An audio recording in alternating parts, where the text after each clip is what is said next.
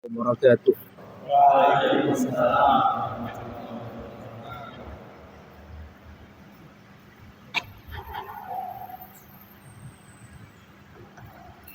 Alhamdulillahirabbil alamin wal 'aqibatu lil muttaqin wa la 'udwana illa 'alal zalimin.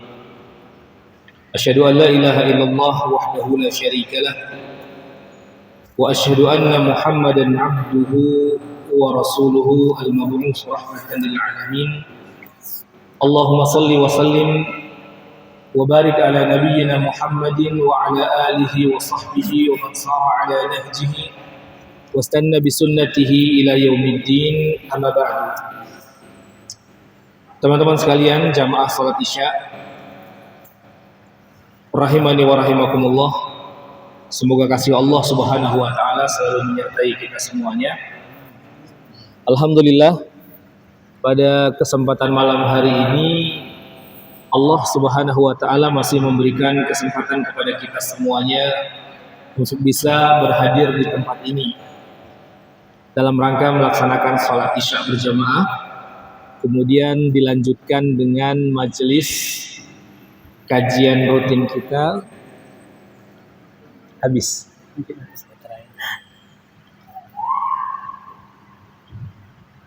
Baik.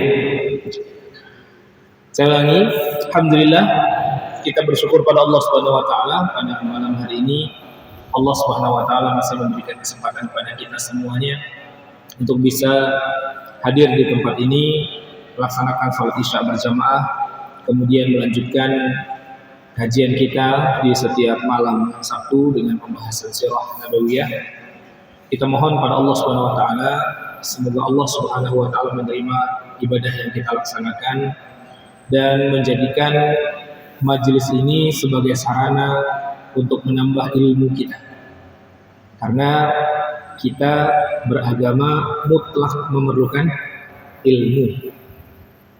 Allah Subhanahu wa taala menurunkan wahyunya yang pertama kepada Nabi Muhammad sallallahu alaihi wasallam, perintah untuk belajar. Allah tidak suruh yang lain. Allah Subhanahu wa taala mengangkat Nabi kita Muhammad sallallahu alaihi wasallam dengan firman-Nya, "Iqra bismi rabbikal ladzi khalaq." Iqra, disuruh baca. Artinya apa? Kita disuruh belajar. Belajar. Ya. Kita semua sebagai seorang hamba, sebagai seorang manusia yang memiliki tugas di dunia ini. Untuk apa? Untuk apa, Mas? Tugas kita hidup di dunia ini untuk belajar. Belajar apa? Apa tugas kita hidup di dunia? Untuk apa? Kira-kira buat apa kita hidup? Hidup ini kita buat belajar. Setelah belajar dapat ilmu, nanti apa? Sudah ilmunya tinggi, mau apa kalau sudah punya ilmunya tinggi? Atau kalau ada santri menghafal Quran, kalau sudah jadi hafiz mau ngapain? Apa tujuan kita belajar? Untuk beramal. Amal inilah yang menjadi ibadah kita kepada Allah Subhanahu wa taala. Saya sering mengingatkan santri-santri saya di pondok bahwa proses belajar itu tidak ada habis. Kalau mungkin jenjang pendidikan SD, SMP, SMA, S1, S2, S3, post S3, S4 ada. Ada S4? Ada. Adanya S-teler tadi. Ya. Proses jenjang belajar mungkin ada habisnya. Tapi kalau proses kita belajar itu sepanjang hidup kita. Selama kita masih bernafas, selama itulah kita masih membutuhkan ilmu. Dan muaranya ilmu itu kemana? Santri yang hafal Quran dari surat Al-Fatihah sampai surat apa? Sampai surat An-Nas, ya. Jadi sampai Al-Fatihah, dikit aja berarti ya. Al-Fatihah sampai An-Nas. Yakin hafiz semua berarti ya ngajar di sini. Hafal semua kan? Al-Fatihah dan surat An-Nas. Hafal semua kan? Oh, berarti sudah jadi para hufal. Orang hafal 30 juz. Al-Fatihah sampai surat An-Nas.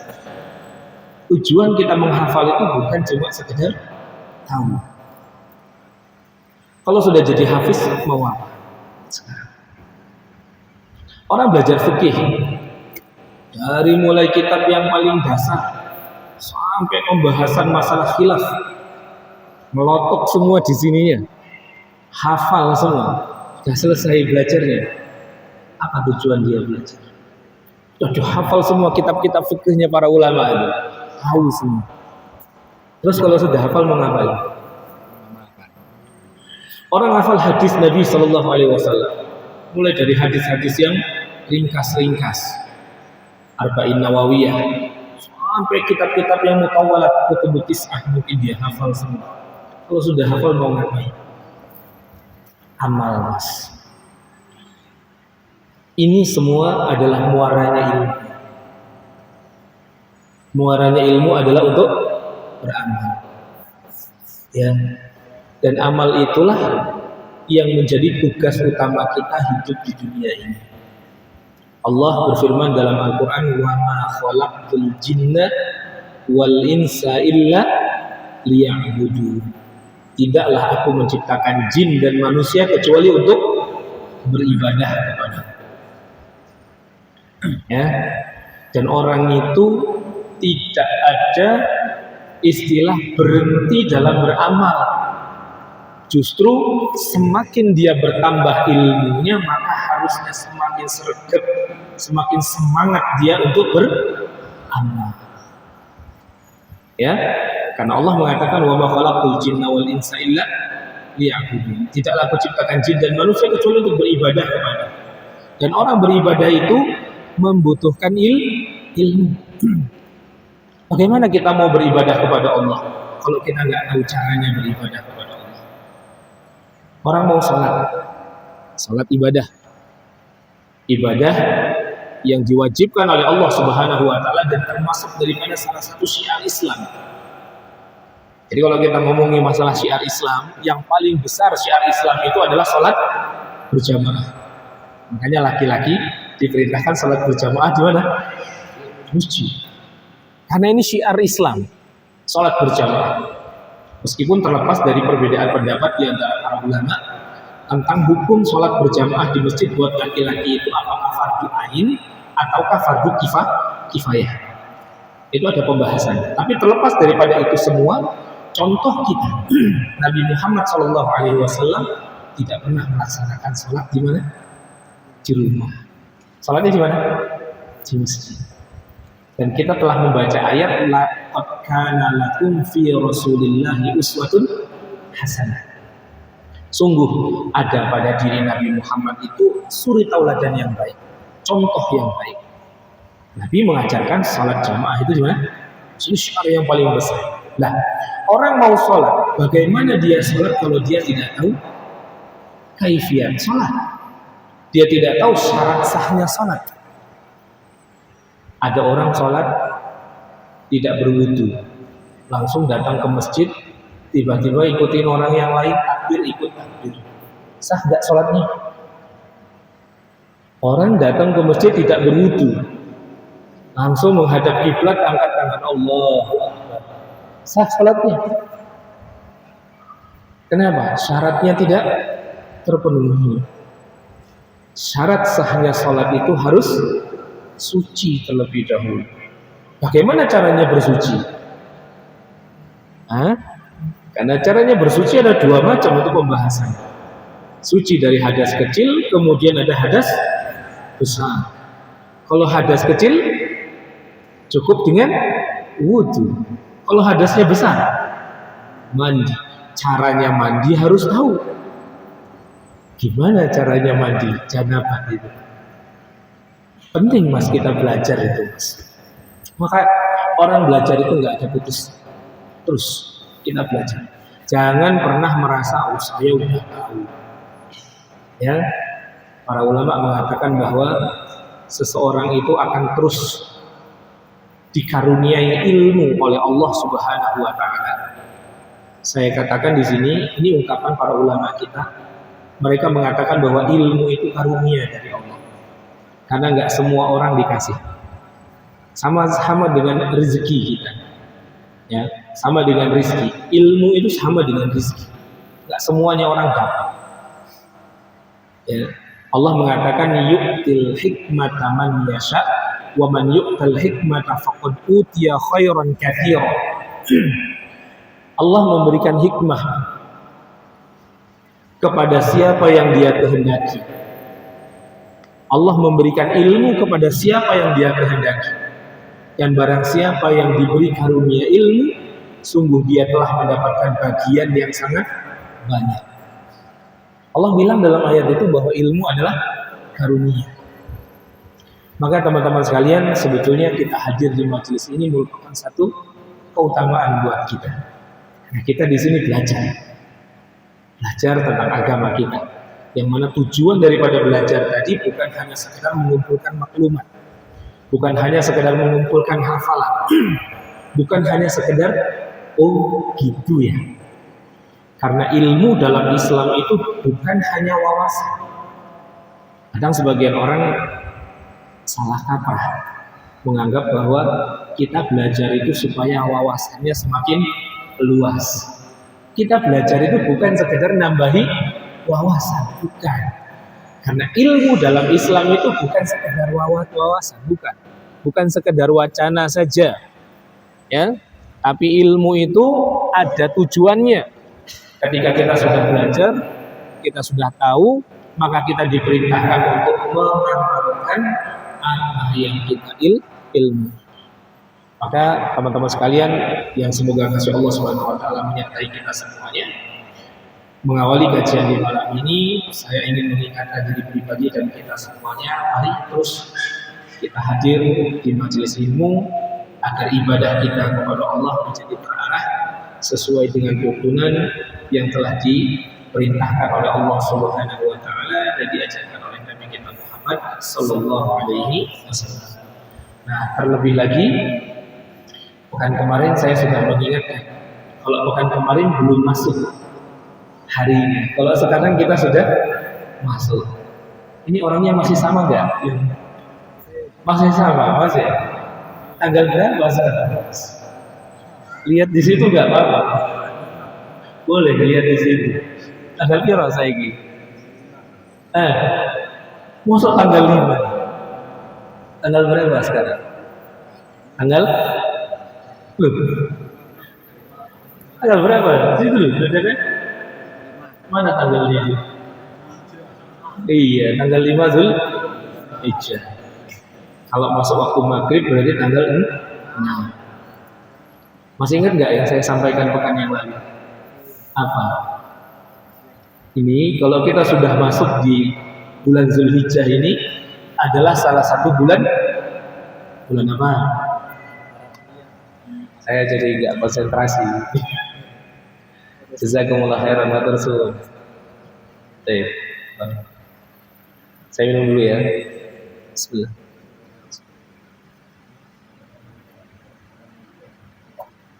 Ya. Jadi pekan lalu kita sudah sebutkan ya. Kalau pekan kemarin saya bilang kita mau memasuki bulan Zulhijjah, bulan yang paling mulia dalam Islam. Ya, sekarang kita sudah masuk di bulan Zulhijjah. Nggak terasa ya? Cepat waktu itu teman-teman sekalian. Ya, cepat waktu itu. Makanya sebenarnya kalau kita ngomongin masalah waktu itu, Allah sering sekali mengingatkan kita dalam Al-Quran tentang pentingnya waktu. Ada ayat dalam Al-Quran itu, insya Allah kita semua ngafal, menyebutkan tentang keutamaan waktu, supaya kita perhatian dengan waktu. Apa itu? Wal asri innal insana lafi khusrin illal ladzina amanu wa amilus solihat wa tawassaw bil haqq wa tawassaw bis sabr. Ya, itu contoh salah satu ayat atau salah satu surat dalam Al-Qur'an yang menjelaskan kepada kita tentang pentingnya waktu dalam kehidupan ini. Kita kemarin belum masuk bulan Zulhijjah. Bulan Zulqa'dah itu bulan haram. Maksudnya bulan yang disucikan oleh Allah Subhanahu wa taala. Karena bulan suci dalam Islam itu ada berapa? 4. 3 berurutan, 1 datang setelah bulan-bulan berikutnya. 3 yang berurutan apa? Zulqa'dah, Zulhijjah, Muharram. Kemarin Zulhijjah lewat. Sekarang kita ada di bulan Zulhijjah, Zulqa'dah maksudnya. Sekarang kita di bulan Zulhijjah. Bulan depan kita ada di bulan bukan Juli. Ya. Bulan depan kita masuk di bulan Muharram. Ya. Kemudian setelah itu satunya adalah bulan Rajab. Baik. Saya ingin mengingatkan lagi ya, tentang pentingnya 10 hari pertama di bulan Zulhijjah. Ini hari raya kita. Hari raya besarnya kita. Bahkan para ulama mengatakan keutamaan 10 hari pertama di bulan Zulhijjah lebih besar daripada keutamaan di bulan Ramadan. Jadi kita ini sekarang ini lagi ada di bulan Bazar Amal. Kata Nabi SAW, ya, dalam satu hadis yang diriwayatkan oleh Abdullah bin Abbas, kemudian juga oleh Abu Hurairah radhiyallahu anhu, Nabi mengatakan bahwa tidak ada hari yang paling dicintai oleh Allah Subhanahu wa taala seseorang beramal soleh pada hari-hari tersebut min hadhil ashr, di 10 hari pertama. Enggak ada orang beramal soleh paling dicintai oleh Allah daripada 10 hari pertama. Kita sekarang masih ada di hari ke-6. Sudah hari ke-5 atau hari ke-6. Kita sudah masuk di hari ini. Kata Nabi SAW, ini hari-hari terbaik. Ketika kita beramal soleh, Allah paling mencintai kita untuk melakukan amal soleh pada hari-hari tersebut. Kemudian sahabat bertanya para sahabat itu, ya Rasulullah, adakah amalan yang lebih dicintai oleh Allah Subhanahu wa taala selain daripada itu? Kata Nabi SAW, ada. Apa? Kecuali orang yang keluar dari rumahnya untuk berjihad di jalan Allah. Ini jihad yang betul ya, bukan jihad model teroris ini. Ya, konteks jihad dalam kitab-kitab fikihnya para ulama itu jihad bersama dengan pemerintah. Kalau Pak Jokowi yang nyuruh, kita berangkat. Gitu ya. Harus ada presidennya yang menjadi apa? Menjadi pemimpinnya. Bukan jamaah-jamaah pengajian. Ayo jihad ke Palestina sama-sama. Harus izin sama pemerintah. Kata Nabi SAW, kecuali orang yang keluar berjihad dengan membawa semua hartanya, terus orangnya mati, hartanya habis, baru bisa mengimbangi keutamaan beramal di 10 hari pertama bulan Zulhijjah. Mas, kalau orang pergi perang, ya, itu taruhannya apa? Nyawa. Nabi bilang, kalau ada orang keluar dari rumahnya untuk berperang, kemudian dia mati, dia bawa semua hartanya, nggak ada yang dibawa pulang, semuanya habis, baru bisa maksudnya menyamai ya, amal yang dilakukan pada 10 hari pertama di bulan Zulhijjah. Maka saya ingin memotivasi diri pribadi dan kita semuanya. Ayo kita manfaatkan sebaik-baiknya waktu-waktu ini. Ya. Biasanya kalau orang itu diiming-imingi, ini lagi ada diskon gede-gedean. Ya. Baju ini biasanya harganya sekian. Sepatu ini harganya sekian. Sekarang diskonnya sampai 90%. Wah, 40 plus 30. Ya. Orang berbondong-bondong pergi untuk belanja. Nabi mengatakan bahwa ini sekarang ini kesempatan momentum yang paling besar di kita beramal. Ayo kita melakukan amal-amal di hari-hari ini. Ya, kemarin saya sudah sebutkan apa Amalan apa yang diperintahkan untuk dilakukan di 10 hari pertama bulan Zulhijjah ini? Ibadah secara umum. Ibadah secara umum. Salat 5 waktu, itu setiap hari ibadah. Ini waktu spesial, ada waktu plusnya, tambahannya. Yang masih ingat gak? Satu apa? Haji atau umroh. Ya, haji, sahih, betul. Terus bisa nggak kita berhaji sekarang? Bisa berhaji? Tutup berarti ini ya, pintunya ketutup buat kita sekarang kan? Artinya kita nggak bisa masuk kan situ? Bisa kita ya kan? Apalagi? Masih ingat nggak? Baru puasa, betul puasa. Berapa hari puasanya? 10 hari apa 9 hari? Ini Ustadz tiba-tiba ujian dadakan ya. Memang gitu harusnya. Supaya nyimak nggak pekan kemarin. Ya. Apa? 9, bukan 10 hari, bukan. Jadi puasa dari tanggal 1 sampai tanggal 10 Zulhijjah gitu. Nggak boleh ya, tanggal 10 itu hari raya. Ya. Hari raya nggak boleh puasa gitu. Baik, berarti sampai tanggal berapa? 9. Kalau nggak mampu dari tanggal 1 sampai tanggal 9, minimal tanggal 9-nya. Minimal tanggal 9-nya. Pahalanya apa? Menghapus dosa tahun yang lalu dan setahun yang akan. Masya Allah, mumtaz. Saya nggak bawa hadiah. Terus apa lagi? Bertakbir ya. Mulai takbiran. Ini ngomong-ngomong sudah diamalkan belum ini? Sudah 6 hari. Kemarin saya bawakan kisah tentang siapa? Ada sahabat ngapain dia? Khusus pergi ke pasar ngapain? Takbiran. Wah, ini api ini kalau diamalkan ini. Pergi ke pasar Batu Kacang, bukan mau belanja, tapi apa? Takbiran. Allahu Akbar, Allahu Akbar, Allahu Akbar. Apa? Ini. Ustaz, aneh Ustaz. Ya enggak kok, kalau kita tidak mengawali nanti tidak ada yang tahu. Buka kitab-kitab fikihnya para ulama itu. Ada pembahasannya itu.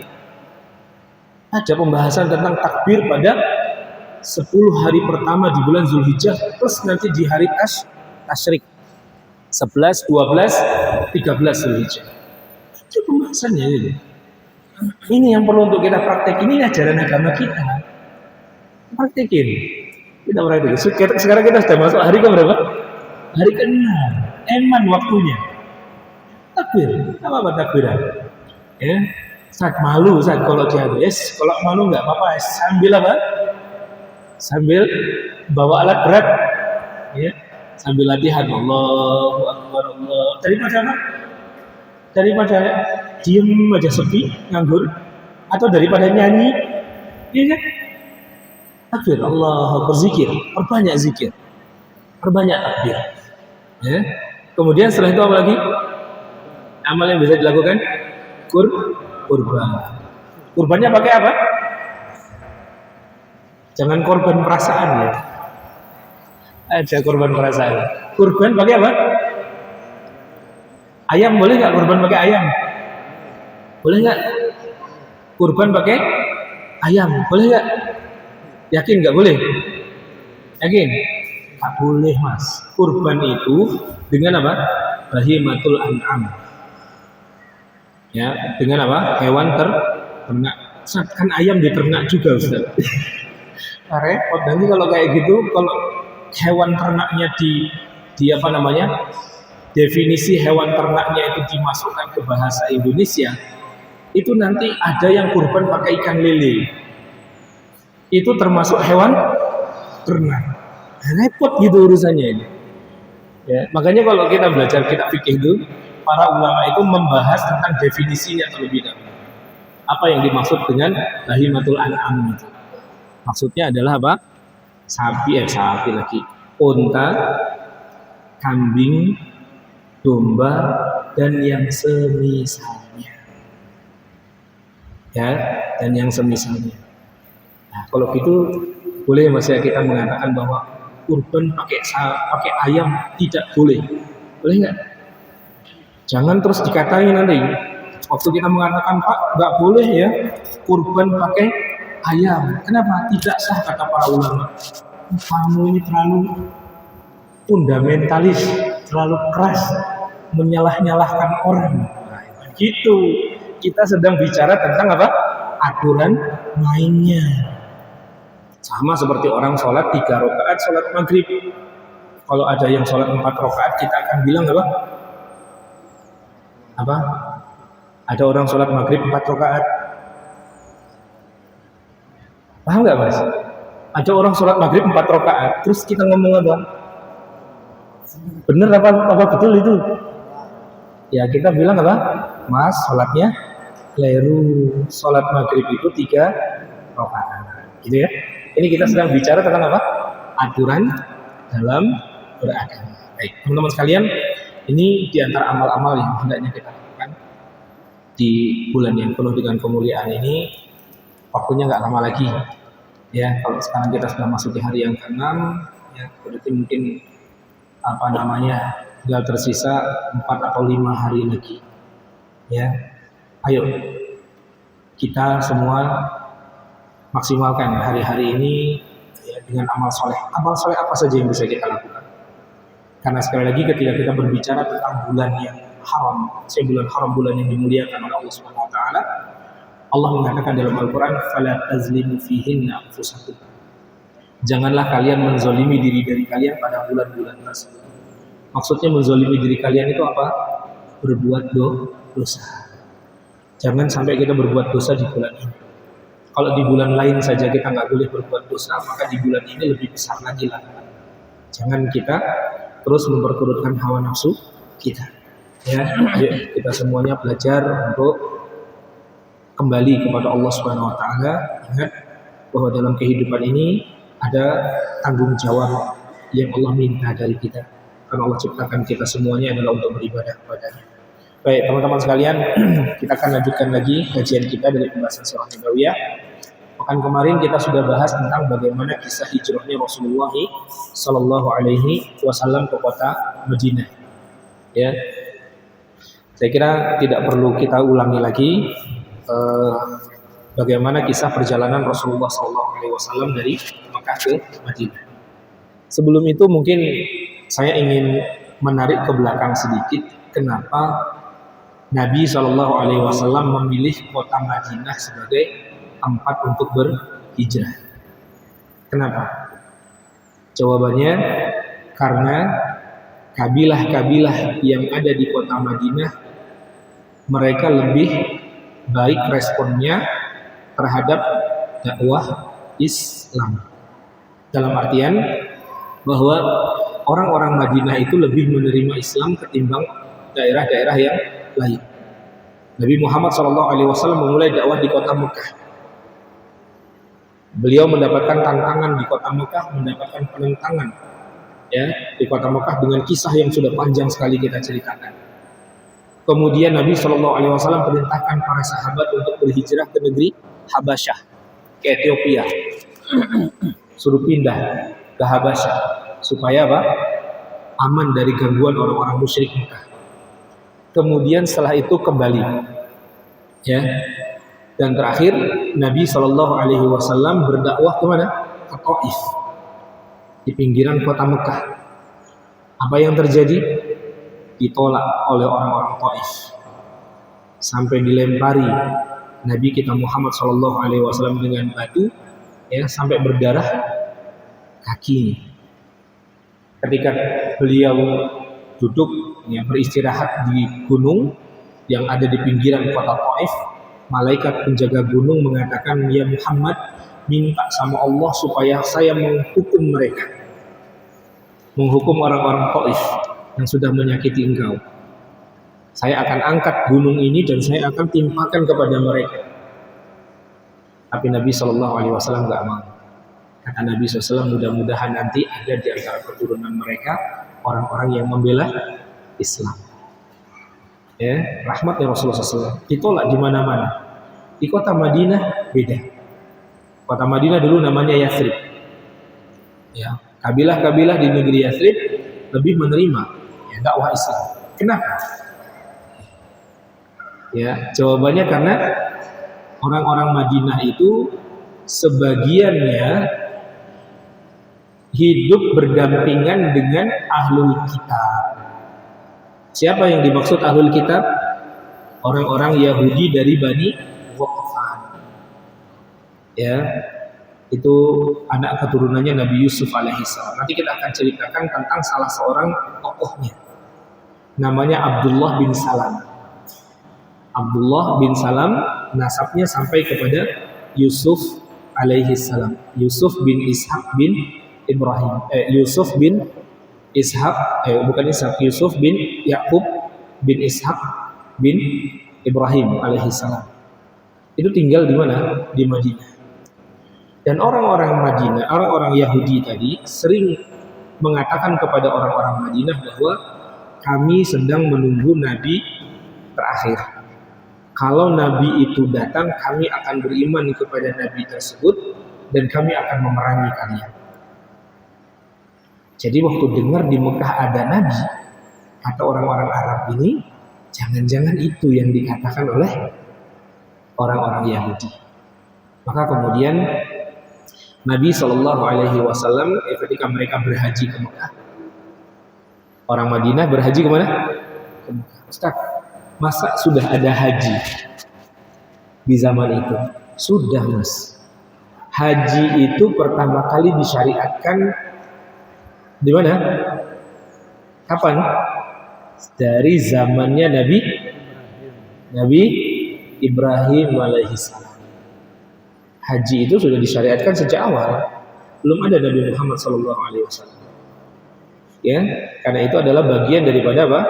Syariatnya Nabi Ibrahim alaihissalam yang kemudian dijadikan syariat oleh Allah Subhanahu wa taala dalam ajarannya Nabi Muhammad SAW. Jadi orang-orang musyrik itu mereka sudah berhaji, tapi model hajinya tidak seperti apa yang diajarkan oleh Nabi Ibrahim. Ya, ini sebenarnya sudah saya bahas di awal kita pembahasan di Sirah Nabawiyah ini sebetulnya. Ya, mereka berhaji juga ke Mekah, tapi model hajinya tidak seperti yang diajarkan oleh Nabi Ibrahim alaihissalam. Untuk orang-orang yang tinggal di luar kota Mekah, tidak boleh bawa pakaian masuk ke dalam kota Mekah. Tawaf di Ka'bah itu dalam keadaan, mohon maaf, telanjang. Laki-laki siang, perempuan malam. Gitu. Ya, ini ajaran yang dibuat-buat oleh mereka. Awalnya dari Nabi Ibrahim, kemudian apa? Dirubah oleh mereka. Baik. Jadi waktu ada sebagian orang-orang Madinah yang haji ke Mekah, mereka mendengar ada Nabi yang muncul di Mekah itu. Yang boleh mereka mengatakan jangan-jangan ini. Kemudian meminta kepada Nabi Muhammad SAW seseorang yang ngajarin mereka Islam. Maka dikirimlah seorang pemuda, namanya Mus'ab bin Umair. Ya, namanya Mus'ab bin Umair. Ini anak muda yang Masya Allah. Mus'ab bin Umair ini kalau kita kupas mungkin jadi satu kajian sendiri tentang kisahnya Mus'ab bin Umair. Kita lihat Mas, bagaimana perjuangannya Mus'ab bin Umair ini. Mus'ab bin Umair ini anak satu-satunya, anak sematawayang. Dia anaknya orang kaya. Ya, masih muda, wajahnya ganteng. Kalau pakai parfum itu parfum yang terbaik. Yang tercium orangnya belum datang tapi parfumnya sudah tercium. Orang kaya. Tapi begitu ibunya tahu dia masuk Islam, dikurung sama ibunya. Gak boleh keluar. Kemudian apa? Kabur dia. Ketika kabur kemudian apa? Di apa istilahnya itu? Di ultimatum sama ibunya. Kamu pilih, silahkan pilih. Pilih Muhammad, kamu hidup sengsara, atau pilih saya. Tinggalkan agamanya Muhammad. Ya teman-teman sekalian, Insya Allah. Makanya dulu, saya lupa nama sahabatnya itu siapa. Ketika Islam sudah berjaya seperti itu, dia nangis ketika mengingat, satu ketika dia menangis. Kemudian ditanya, kenapa engkau menangis? Kata dia, saya mengingat dulu ada orang-orang yang hidup di masa-masa awal Islam, perjuangan mereka luar biasa. Tapi mereka tidak mendapatkan kenikmatan sebagaimana kita mendapatkan kenikmatan saat ini. Ya. Orang tuh biasanya kalau berjuang di awal itu ibaratnya babat alas, nah, bikin jalan, merintis jalan. Orang yang datang belakangan tinggal apa? Melanjutkan saja. Kita ini tinggal melanjutkan saja. Kita tidak merasakan bagaimana susahnya hidup di zaman Rasulullah SAW harus disiksa seperti Bilal bin Rabah. Nah ya mas, sayangi Islam kita ya. Karena Islam itu ya itu diperjuangkan dengan apa? Keringat dan darahnya para sahabat. Makanya wajar kalau para ulama itu melihat ada orang nyeleneh dalam ajaran Islam, marah mereka. Dijelaskan tentang penyimpangan. Karena Islam ini tidak diperjuangkan dengan mudah. Ya, bagaimana Mus'ab bin Umair? Kata ibunya, kau pilih, mau pilih Muhammad atau pilih saya? Maka kemudian Mus'ab bin Umair mengatakan, saya pilih agamanya Muhammad SAW. Sampai kemudian apa? Diceritakan Mus'ab bin Umair ini salah seorang sahabat yang meninggal pada perang Uhud. Waktu beliau meninggal itu, ya Allah kasihan. Itu ditutup bagian apa? Dia cuma punya rida. Apa rida dia? Bahasa Indonesia-nya. Tahu rida enggak? Bahasa Indonesia-nya dia. Apa mas? Yang biasa dipakai ini loh. Imamah. Sorban ini. Ya, tapi yang besar, yang modelnya panjang, bukan yang segi empat, bukan. Yang modelnya panjang itu. Nah, jadi waktu beliau meninggal di perang Uhud itu, ya, itu cuma punya itu saja, kemudian ditutupinlah bagian kepalanya. Kalau ditarik bagian kepalanya, kakinya kelihatan, karena nggak cukup panjangnya. Kalau ditarik di bagian kakinya, kepalanya kelihatan. Waktu Nabi lihat itu, kata Nabi SAW, tutupin bagian kepalanya, kakinya ditutup dengan izkhir. Apa izkhir itu? Izkhir itu apa kalau di sini? Alang-alang, kayak seri itu, tapi wangi dia. Ya, tumbuhan kayak rumput alang-alang gitu, cuma wangi. Seri lah ya kalau di sini ya. Izkhir namanya itu, tumbuhan yang hidup di mana, di gurun. Diambil tutupin pakai bagian bawah. Itu Mus'ab bin Umair. Dan dia adalah orang yang paling berjasa dalam menyebarkan Islam di kota Madinah. Mus'ab bin Umair. Singkat cerita, kita kembali kepada kisah hijrahnya Nabi SAW. Nabi SAW hijrah dari kota Mekah ke kota Madinah. Maka kemudian ketika beliau memasuki kota, sebelum memasuki kota Madinah, beliau singgah terlebih dahulu di Quba. Dan di Quba inilah kemudian beliau membuat sebuah masjid yang dikenal sekarang namanya Masjid Quba. Masjid Quba sekarang. Itu yang dilakukan oleh Rasulullah SAW ketika berhijrah. Pertama kali yang dibuat apa? Masjid terlebih dahulu. Ya, kenapa? Karena awal perubahan itu dari masjid. Awal perbaikan itu semuanya dari mana? Masjid. Maka masjid itu tempatnya orang-orang baik. Di masjid. Ya, Nabi tidak pertama kali pindah ke suatu tempat itu kemudian apa? Yang difikirkan bagaimana bikin istana. Atau yang pertama kali dibikin gimana kita bikin benteng supaya kuat, supaya tidak diserang oleh musuh. Yang pertama kali difikirkan oleh Nabi SAW, yang pertama kali dibuat adalah apa? Masjid. Kenapa? Karena orang Islam itu adalah umat yang terikat dengan Tuhannya. Umat Islam itu akan ditolong oleh Allah Subhanahu wa Ta'ala kalau dia dekat dengan Tuhannya, dengan Allah Azza wa Jalla. Maka pertama kali yang dibuat apa? Masjid. Masjid. Dan itu kalau kita baca ya bagaimana wasiat para panglima Islam zaman dulu, Umar bin Khattab tuh kalau ngasih wejangan kepada tentaranya yang mau berperang, ya selalu mengatakan apa? Ittaqullah, bertakwalah kalian kepada Allah Subhanahu wa Ta'ala. Innama nusirta bitaqwallah, sesungguhnya kita ini ditolong karena takwanya kita kepada Allah Azza wa Jalla. Makanya kalau dalam sejarah itu nggak heran pasukan yang cuma 313 orang bisa mengalahkan 1000 orang, yang 100 orang bisa mengalahkan 1000, yang 1000 bisa mengalahkan 2000 orang. Gak heran. Kenapa? Karena Allah Subhanahu wa taala yang menolong mereka. Ya.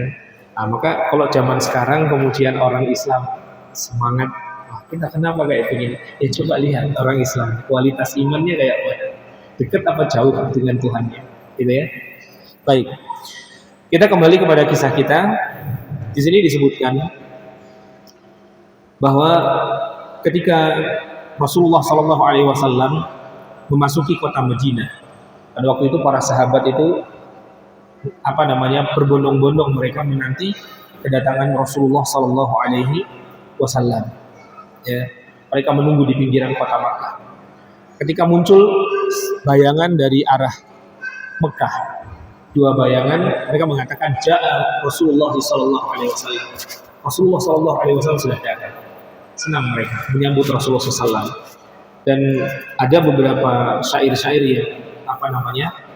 yang masyhur ya, dan ini dinukilkan juga oleh Imam Ibnu Hisham dalam kitab sirah beliau, ya, qasidah wala'al badru alaina min sadiyatil wada' dan seterusnya. Itu dibaca oleh sebagian para sahabat ketika melihat kedatangan Rasulullah Shallallahu Alaihi Wasallam. Maka kemudian Nabi Shallallahu Alaihi Wasallam masuk ke kota Madinah. Ya. Waktu itu ada seorang pendeta Yahudi namanya Abdullah bin Salam. Ini yang kisahnya ingin saya bawakan malam ini. Namanya Abdullah bin Salam. Ya. Nama aslinya adalah Husain. Waktu Nabi SAW datang, dia sedang berada di mana? Sedang berada di perkebunan kurma bersama dengan bibinya beliau, namanya Khalidah.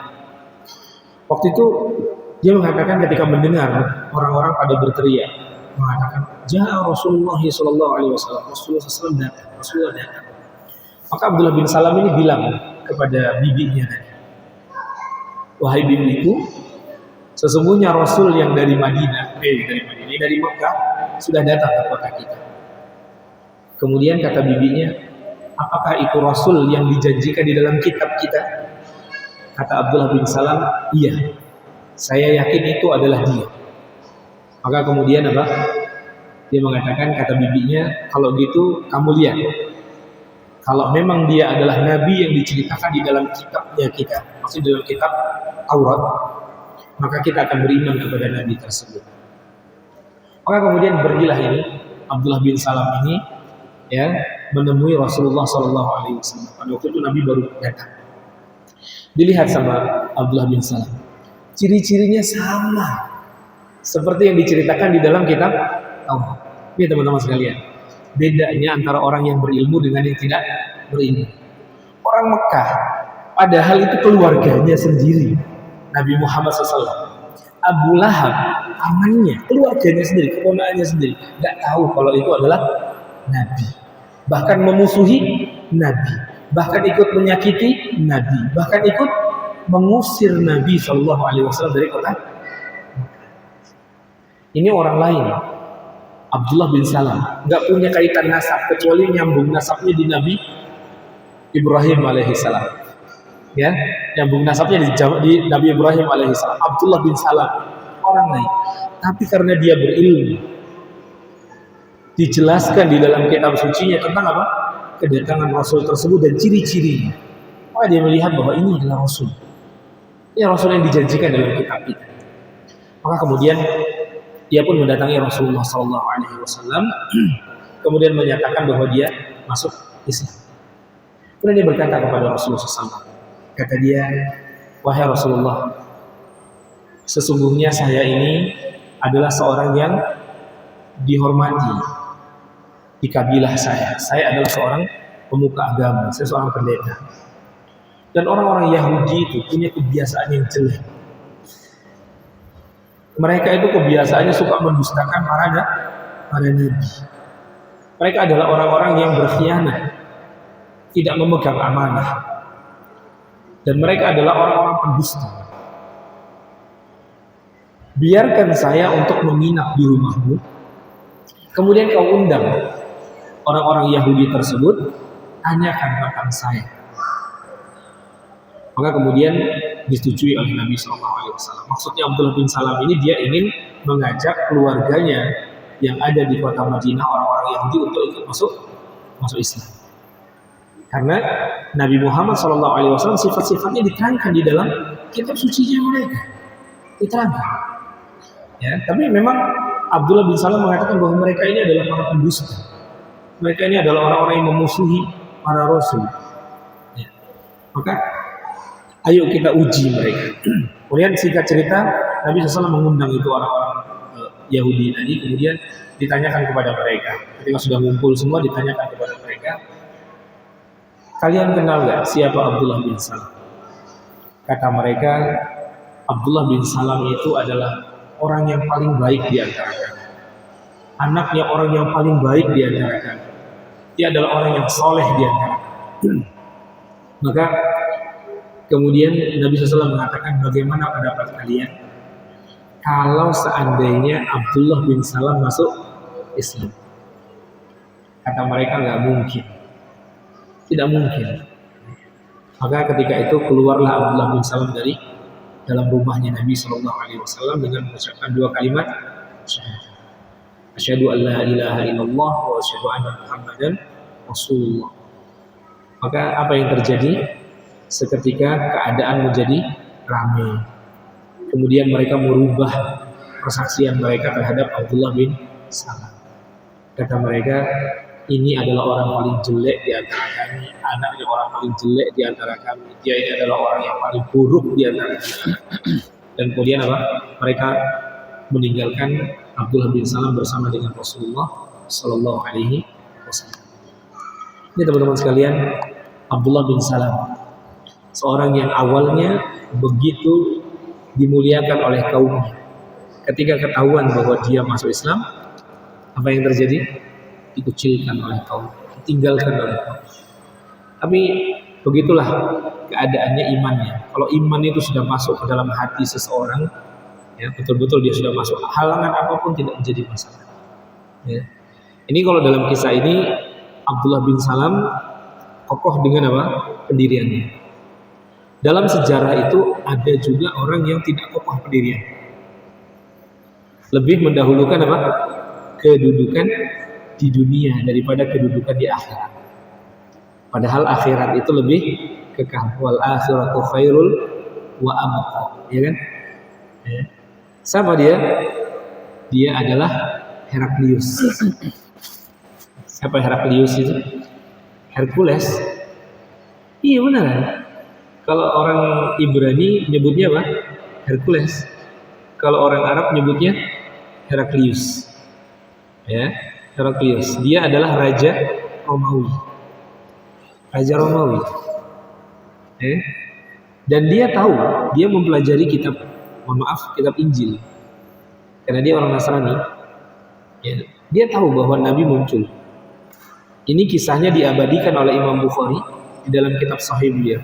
Antum kalau mau baca kisahnya tentang Heraklius itu ada di awal kitab Bukhari, Sahih Bukhari, di jilid yang pertama, di hadis yang pertama, kitab Badail Wahyi namanya.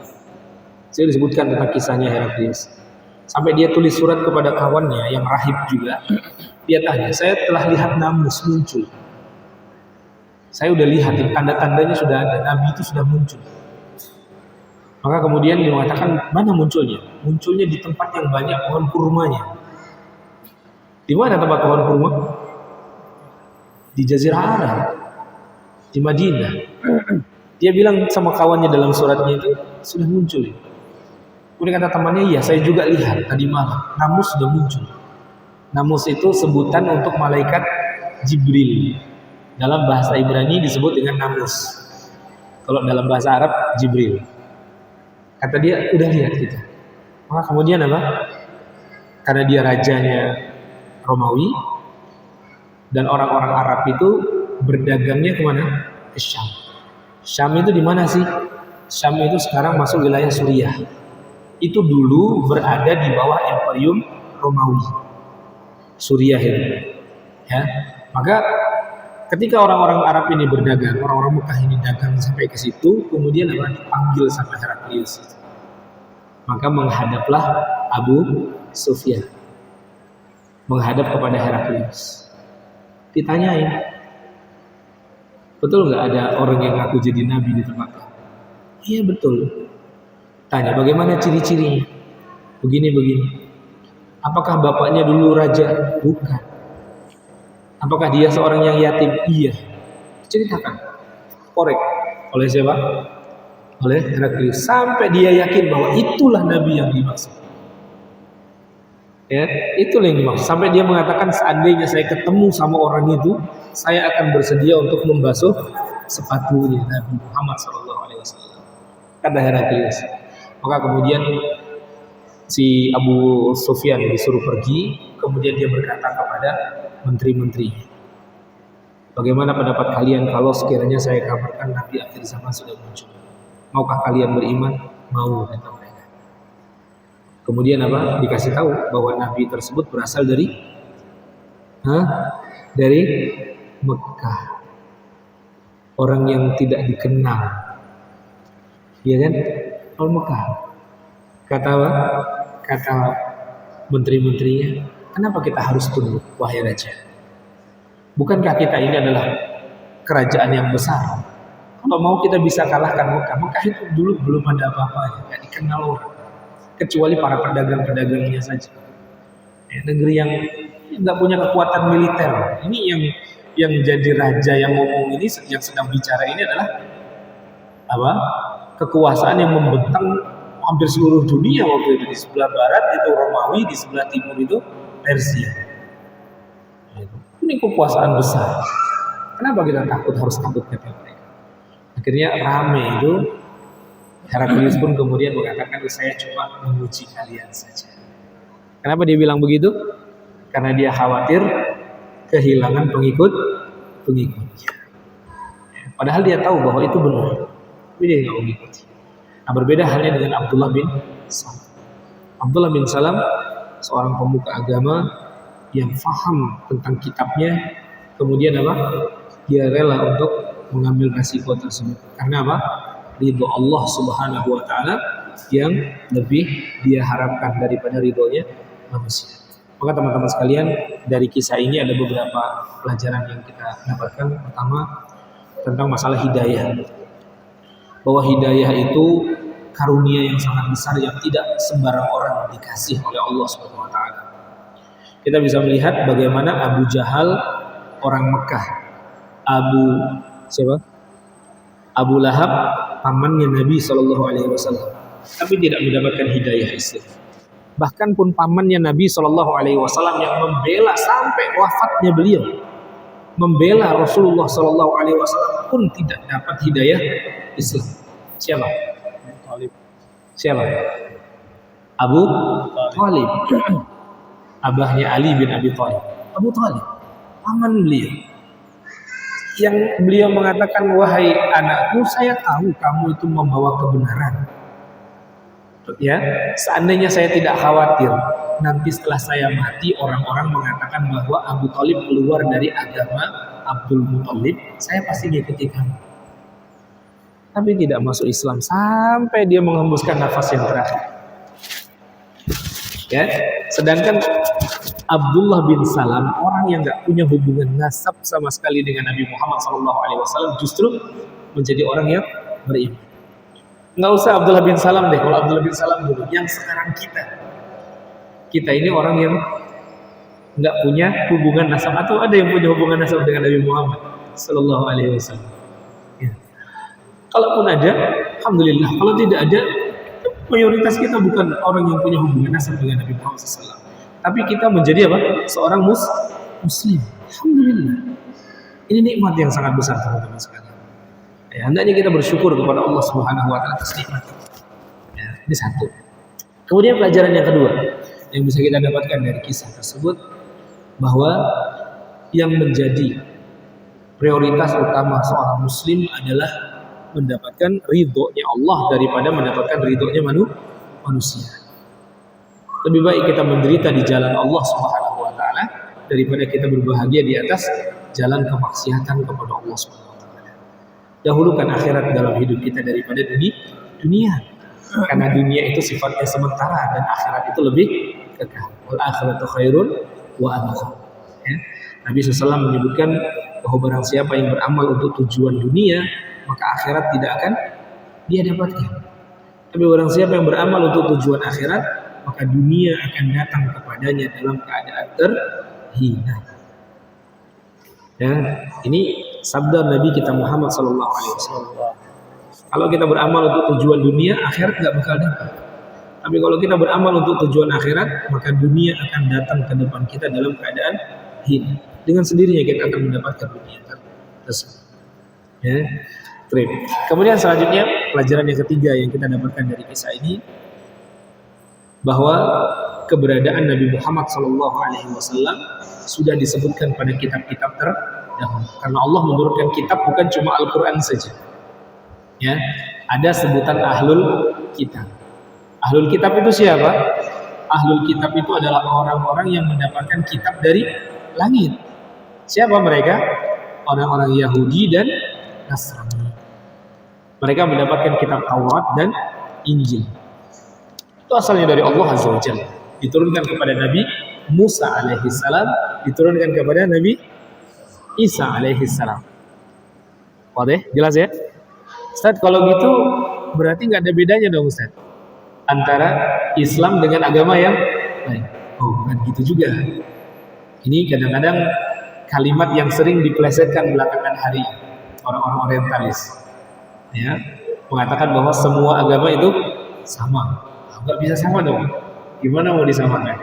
Gitu ya? Nggak sama.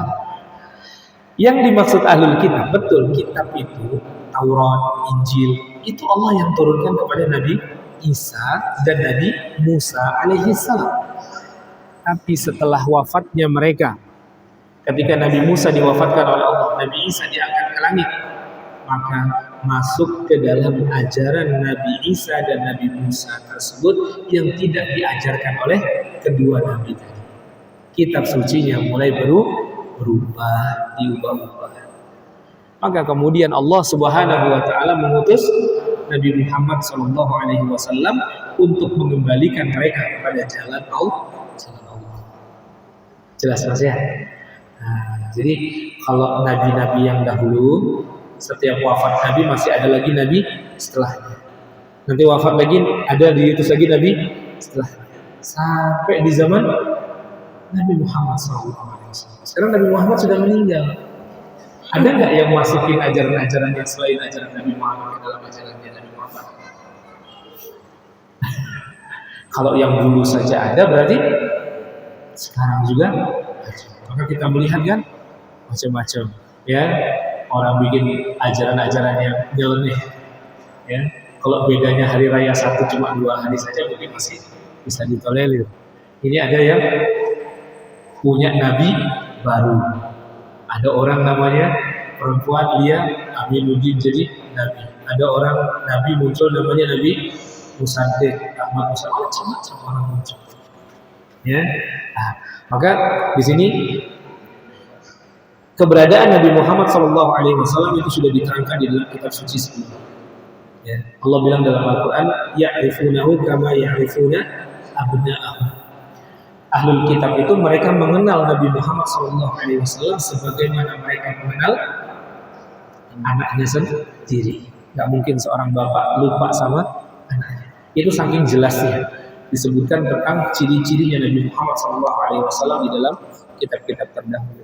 Hanya saja sekali lagi bahwa hidayah itu murni milik Allah Subhanahu Wa Taala.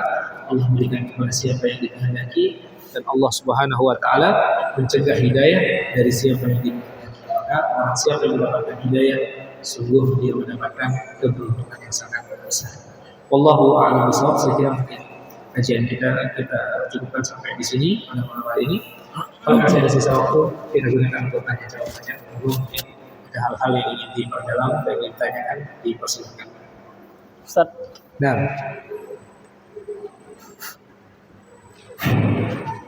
Assalamualaikum warahmatullahi wabarakatuh. Assalamualaikum warahmatullahi wabarakatuh. Mungkin ada 2 pertanyaan Ustaz.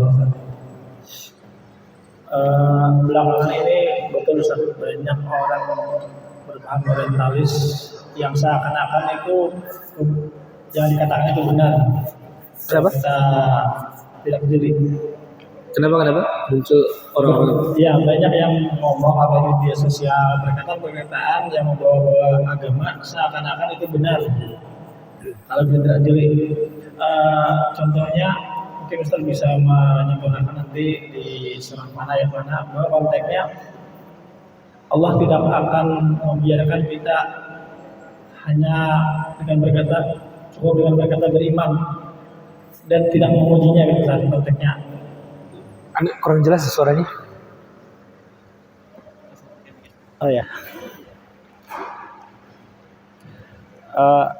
Dalam Al-Quran Ustaz pernah membaca Allah tidak membiarkan dengan kita hanya berkata saya beriman tanpa diuji. Jadi intinya secara zahir ketika kita patuh dan tunduk beriman kepada Allah siap-siap akan mendapatkan ujian seperti yang Ustadz sampaikan tadi. Lebih baik kita lebih baik kita tersiksa di jalan Allah daripada kita bahagia tapi di jalan yang salah. Itu simpelnya Ustaz. Jadi ketika kita patuh dan tunduk mengikuti segala perintahnya, beriman kepada Allah, siap-siap akan mendapatkan ujian. Di sini ujian yang kita pahami secara orang awam itu ketika negatif Ustaz, ujian tersebut. Nah, bagaimana kita memahami ayat tersebut sehingga dengan ayat tersebut orang tidak menjauhi bahkan lari dari Islam. Seakan-akan ketika kita beriman maka siap-siap akan mendapatkan ujian. Jadi orang memahaminya lebih baik kita menjauh terhindar dari ujian. Nah, kedua, apakah dalam Islam dikenal dengan pemahaman filsafat tersebut Ustaz? Kenapa? Dalam Islam apakah dikenal ada pemikiran filsafat? Pemikiran filsafat. Mungkin dua itu Ustaz. Jazakallahu khairan. Assalamualaikum warahmatullahi wabarakatuh. Assalamualaikum warahmatullahi wabarakatuh. Bismillah, alhamdulillah, wassalatu wassalamu ala rasulillah wa ala alihi wa sahbihi wa man walah wa ba'd. Iya. Jadi tadi ditanyakan tentang firman Allah Subhanahu wa taala dalam Al-Qur'an. Apa tadi? Ayatnya tadi? Kalau ayat dan surahnya saya lupa Ustaz. Saya lupa, tapi itu pernah di surah Al-Baqarah. Allah tidak akan membiarkan kita dengan berkata cukup dengan beriman tanpa diuji. Tanpa diuji Ustaz. Surat apa? 1/9 kah? Hatta tu'minu itu ya. Coba lihat ada mushaf saya pinjam sebentar. Biar kita lihat langsung.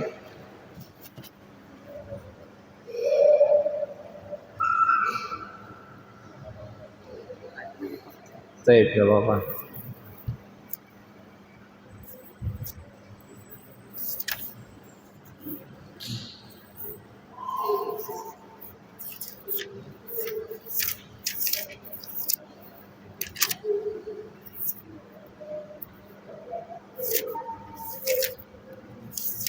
Hatta tu'minu ya.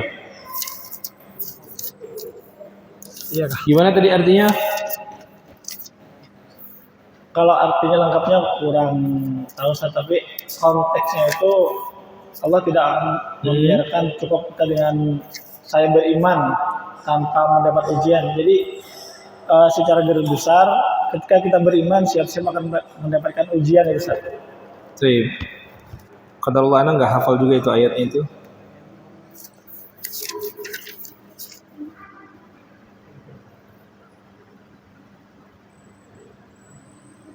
Iya kah? Al-Baqarah 1/9.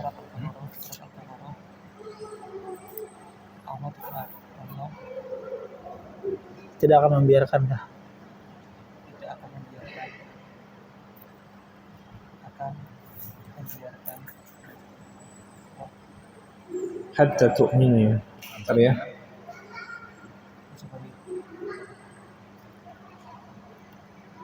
Iya. Iya 1/9 lah. 286 lah. 286 Ustaz. 286.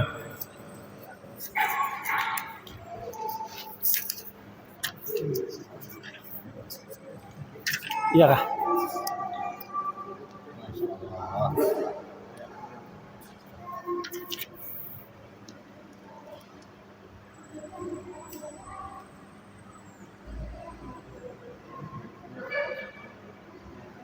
Kayaknya bukan deh.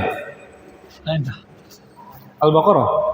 Bukan. Seorang yang sesuai dengan kesanggupan. Oh, bukan. Lain lah. Coba dari Hah, gimana dia artinya? Allah tidak akan membiarkan kita berkat Allah tidak akan membiarkan membiarkan kalau nggak salah tuh Keimanan itu ujian. iya itu pokoknya beriman tuh dengan ujian dah. iman diuji terus. Iman diuji. Uji. Berarti uji. Uji. Coba apa tadi terjemahannya untuk ingat? Secara garis besar aja Ustaz ingatnya, kalau artinya nggak ingat juga. Intinya Allah tidak akan membiarkan kita Allah tidak akan membiarkan kita mengaku beriman yaqulu amanna sebelum wa hum yuftanun. sebelum diuji keimanan kita tersebut. Ustaz. Hah? Wa hum yuftanun itu ya? Surat Ahasiban nas an yutraku ayyaqulu amanna wa hum la yuftanun. Itu surat Al-Ankabut ayat 2. Gitu ya? Kita lihat. Ankabut dah. Di sini ada tafsir dari Tobari. Ntar kita lihat tafsir Ibnu Katsir aja ya. Baik. Ahasiban nas ayyutraku ayyaqulu amanna wa hum la yuftanun. Itu. Apakah manusia mengira bahwa mereka akan ditinggalkan mengatakan beriman sedangkan mereka belum diuji, itu kan? Betul. Baik. Surat Al-Ankabut ayat 2. Terus yang antum tanyakan apa tadi?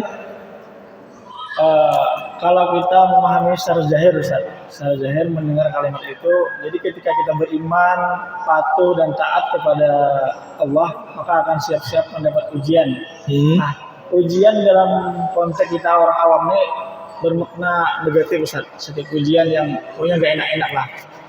Nah, bagaimana pemahaman tersebut yang benar sehingga orang tidak berusaha menjauhi Tuhan lah, tidak beriman. Karena dalam bahasa sederhananya Ustaz, ketika kita mendekat siap-siap diuji, jadi orang tidak berminat sehingga menjauh, sehingga terjauh dari hal-hal yang negatif tersebut, Ustaz. Baik. Mungkin yang antum maksudkan tadi itu secara zahir ayat ini, kalau orang itu sudah beriman berarti dia tidak diuji lagi gitu ya. Dalam artian ketika dia sudah beriman kepada Allah Azza wa Jalla, seharusnya dia hidupnya lebih senang gitu. Harapan kita, Ustaz. Harapan kita seorang muslim kan ketika kita sudah beriman, taat, harapannya kan kita tidak mendapatkan hal-hal yang negatif seperti musibah mungkin yang buruk-buruk lah. Artinya kalau dia sudah beriman berarti dia tidak mendapatkan hal-hal yang buruk tadi kan? Ya, yang belum tanyakan Ustaz, bagaimana pemahaman tersebut sehingga orang-orang yang jauh dari agama, tidak berminat dengan agama Islam, jauh dari ketaatan,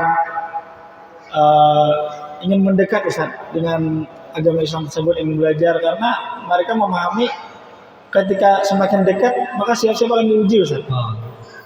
Iya, paham mana? Jadi sebagian orang menganggap bahwa kalau begitu konsekuensinya semakin kita beriman maka akan semakin berat ujiannya. Itu kan? Bismillah, alhamdulillah, wassalatu wassalam ala Rasulillah wa ala alihi wa sahbihi wa man walahu ba'du. Ini Anda bacakan tafsirnya Ibnu Katsir. Justru hadis yang dibawakan oleh ini karakteristik tafsirnya Ibnu Katsir itu ketika menafsirkan ayat Al-Qur'an pasti ada menafsirkan ayat Al-Qur'an dengan hadis Nabi. Ini di sini disebutkan hadis Nabi sallallahu alaihi wasallam, asyaddun nas bala al-anbiya. Asyaddun nas bala'an al-anbiya, thumma salihun, thumma al-amsal fal-amsal. Yabtali ar-rajul ala hasbi dinihi, fa in kana fi dinihi salabah zida fil bala. Kata Nabi sallallahu alaihi wasallam, manusia yang paling berat ujiannya itu adalah para nabi. Yang paling berat ujiannya adalah para nabi. Kemudian setelah itu orang soleh yang kedua. summal amsal fal amsal. Kemudian yang semisalnya dan yang semisal. Yang pertama siapa? Para nabi. Kemudian yang kedua orang soleh. Kemudian yang ketiga yang semisalnya, yang semisal, di bawahnya, di bawahnya. Kemudian Nabi mengatakan yabtalir rajul ala hasba dinihi. Seseorang itu akan diuji oleh Allah Subhanahu wa taala sesuai dengan kadar agamanya. Sesuai dengan kadar agamanya. Ya. Berarti kalau semakin tinggi keimanannya maka ujiannya akan semakin berat. Makanya yang paling berat ujiannya siapa? Para nabi. Kemudian Nabi mengatakan melanjutkan sabda beliau, "Fa in kana fi dinihi salabah." Kalau orang itu agamanya bagus, maka pasti akan ditambahkan ujian oleh Allah Subhanahu wa taala. Ini Nabi yang bilang. Dan ini adalah tafsirnya Ibnu Katsir ketika menafsirkan ayat tadi. Apakah manusia itu mengira bahwa mereka akan ditinggalkan setelah mereka mengaku beriman tanpa diuji? Pasti Allah akan uji dulu. Supaya apa? Tahu apakah dia betul-betul beriman atau imannya itu hanya sekedar di lisan saja. Satu hal yang perlu untuk kita pahami, teman-teman sekalian.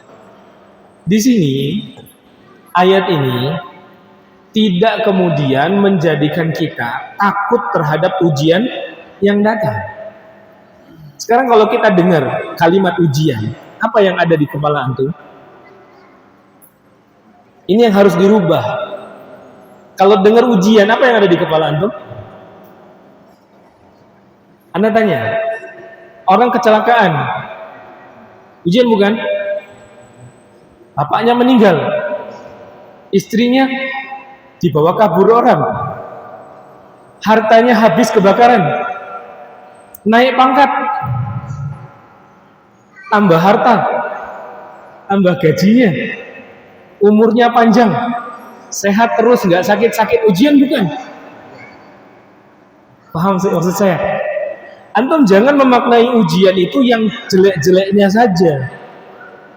Karena dalam kehidupan manusia itu tidak ada yang langgeng satu keadaan. Paham maksud saya? Orang itu sesusah-susahnya orang tidak mungkin susah terus hidupnya. Tidak pernah merasakan kebahagiaan dalam hidup. Orang yang semiskin-miskinnya orang tidak mungkin dia semasa hidupnya itu nggak pernah ketawa, nggak pernah bahagia hatinya, nggak mungkin. Sebagaimana halnya sekaya-kayanya orang tidak mungkin selamanya dia ketawa terus, senang terus. Keadaan susah dan senang itu semua adalah ujian dari Allah Subhanahu wa taala. Maka ini yang perlu untuk dirubah. Mindset kita bahwa kalau orang dekat dengan Allah Subhanahu wa taala, ini karena ada dua pemahaman yang hulu dalam hal ini. Hulu itu apa? Berlebihan. Sebagian orang menganggap kalau kita dekat sama Allah berarti nanti rezeki lancar, urusanmu mudah semuanya, gitu ya. Atau yang satu tadi, kalau kita kembali kepada konteksnya ayat ini berarti apa? Jangan kita mengatakan beriman sampai apa? Diuji yang susah-susah nanti. Seperti ujian yang diberikan kepada siapa? Bilal bin Rabah, Mus'ab bin Umair, dan para sahabat-sahabat yang lain disiksa gitu ya, susah gitu. Jangan. Ini yang perlu untuk kita rubah, teman-teman sekalian. Nabi SAW mengatakan dalam tafsir Ibnu Katsir tadi bahwa asyadun nas bala'an al-anbiya. Orang yang paling berat ujiannya adalah para nabi. Antum lihat para nabi itu diuji oleh Allah dengan apa? Apa ujian yang Allah berikan kepada para nabi itu cuma susah semua? Antum nggak lihat bagaimana Allah menguji Nabi Daud alaihi salam? Berapa istrinya Nabi Daud? Ada yang tahu nggak? Berapa istrinya Nabi Daud alaihi salam? Ada yang tahu nggak berapa? Wah ini 99 Suf. Istrinya 99. Sampai kemudian dia senang sama seorang perempuan yang sudah punya suami. Iya kan? Dia senang sama perempuan yang sudah punya suami, kemudian apa? Dia ingin merebut perempuan itu dari tangan suaminya. Karena dia raja, maka kemudian ditegur sama Allah. Ditegur sama Allah, kemudian malaikat datang dalam keadaan atau dalam rupa seorang manusia, kemudian mengadukan dua orang. Datang, kemudian mengadukan tentang keadaannya. Berselisih dua orang. Dia punya 99 kambing, yang ini cuma punya 1 kambing. Yang cuma punya 1 kambing ini mau direbut kambingnya sama ya sudah punya 99 kambing. Oh dia apa? Masya Allah, ini Allah tegur saya. Itu tegur sama Allah Azza wa Jalla. So, ujian itu bukan hanya sekedar yang susah-susah. Ini yang perlu untuk kita rubah teman-teman sekalian. Karena dunia ini darul bala. Selama antum hidup di dunia, antum akan terus mendapatkan ujian. Bagaimana kemudian ujiannya? Macam-macam. Jangan dikira bahwa ujian itu yang nggak enak terus. Kalau udah tingkatannya ustadz berarti ujiannya kecil. Oh enggak, Nabi yang bilang tadi, tafsirnya Ibnu Katsir tadi mengatakan orang yang paling berat ujiannya adalah para nabi, kemudian orang soleh, kemudian yang semisalnya dan yang semisalnya. Dan seseorang itu diuji sesuai dengan kadar agamanya. Sekarang yang jadi pertanyaan kita teman-teman sekalian, kenapa Allah perlu ujian? Dan yang dimaksud dalam ayat ini, kita lihat apa kata Ibnu Katsir tentang ayat ini. Karena saya baru ini juga membaca tafsirnya tentang ayat ini.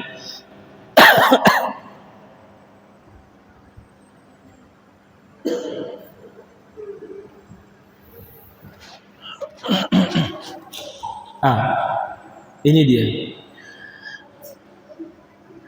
Ternyata tafsirnya itu ada pada ayat setelahnya. Tujuan daripada adanya ujian tadi. Di ayat yang ketiga, walaqad fatannal ladzina min qablihim fala ya'lamanna Allah alladzina shadaqu wa la ya'lamannal kadzibin. Antum kalau punya mushafnya lihat ya, sama Al-Qur'annya. Sekarang lebih mudah kok. Ini tafsir Ibnu Katsir. Di HP ada, dimudahkan. Di ayat yang ketiga, Allah mengatakan, sungguh kami telah menguji orang-orang sebelum kalian agar Allah benar-benar mengetahui siapa orang yang jujur dalam imannya dan supaya Allah mengetahui siapa orang yang berdusta dalam imannya. Teman-teman sekalian, ujian itu pasti Allah berikan kepada kita semua kita. Hanya saja model ujian yang Allah berikan kepada kita itu macam-macam, beragam. Ada orang yang diuji dengan kesusahan, sebagaimana para nabi juga ada yang diuji dengan kemiskinan dan kesulitan. Antum tahu bagaimana kisahnya Nabi Ayub alaihissalam. Nabi Ayub alaihissalam ditimpa penyakit. Antum tahu bagaimana kisahnya ibundanya Nabi Isa alaihissalam. Tahu Nabi Isa alaihissalam ya? Ibunya siapa? Maryam at-Tahirah. Maryam yang suci. Antum bisa bayangkan bagaimana kalau antum jadi Maryam pada waktu itu, hidup di zaman itu. Ketika antum hidup jadi Maryam alaihissalam. Seorang wanita yang kesehariannya hanya tinggal di mihrab masjidnya, beribadah kepada Allah, tiba-tiba apa? Hamil, gak ada suaminya. Sampai Allah kisahkan dalam surat Maryam, dia mengatakan ketika sudah hamil besar mau melahirkan, dia mengatakan ya laitani mittu qabla hadza wa kuntu nasyam mansiya. Aduhai, seandainya saya ini mati saja sebelum ini dan saya dilupakan oleh orang. Sampai dia ngomong kayak gitu. Ya, karena saking beratnya ujian yang diterima. Tapi apakah kemudian ujiannya cuma itu saja? Tidak. Ada nabi yang diuji oleh Allah Subhanahu wa taala dengan kesenangan. Sebagaimana halnya Nabi siapa? Nabi Sulaiman, Nabi Dawud alaihissalam. Dan banyak sahabat-sahabat ya, banyak para nabi-nabi yang lain yang diuji oleh Allah Subhanahu wa taala dengan kesenangan. Ya, maka teman-teman sekalian, ini yang hendaknya kita rubah mindset kita, bahwa selama kita hidup di dunia ini adalah tempat ujian buat kita semuanya. Hanya saja nanti Allah berikan ujian itu beragam, macam-macam. Tidak sama ujian yang Allah berikan kepada saya dengan ujian yang diberikan kepada antum, itu enggak sama. Kalau misalkan belalahnya qadar Allah, ternyata antum mendapatkan ujian berupa kesulitan, kesusahan, antum husnuzon kepada Allah Azza wa Jalla. Ya, dalam sebuah hadis qudsi Allah Subhanahu wa taala berfirman, ana inda dzanni 'abdi bi. Saya ini sesuai dengan persangkaan hamba. Kalau dia menyangka kebaikan, maka saya akan berikan kebaikan. Kalau dia menyangka keburukan, maka saya akan memberikan keburukan kepada orang tersebut. Maka selalu husnuzon, hadirkan husnuzon. Dan sekali lagi itu yang perlu untuk dirubah mindset kita, bahwa ujian itu bukan hanya sekedar hal-hal yang tidak mengenakan. Antum mendapatkan rizki yang melimpah, itu bagian ujian. Tidakkah kita lihat bagaimana kisahnya Qarun? dikasih harta yang banyak, ternyata itu ujian buat dia tidak beriman kepada Allah Azza wa Jalla. Ya. Nah, saya kira ini sama satu lagi tadi udah habis waktunya 9:30. Ya, saya kira kita tadi agak lama mencari ayatnya dulu. Saya ingin memastikan dulu tadi. Ya. Nah, Allahu taala alam bisawab. Baik teman-teman sekalian, karena waktu sudah membatasi kita. Saya kira ini saja mungkin yang bisa kita sampaikan pada kesempatan malam hari ini.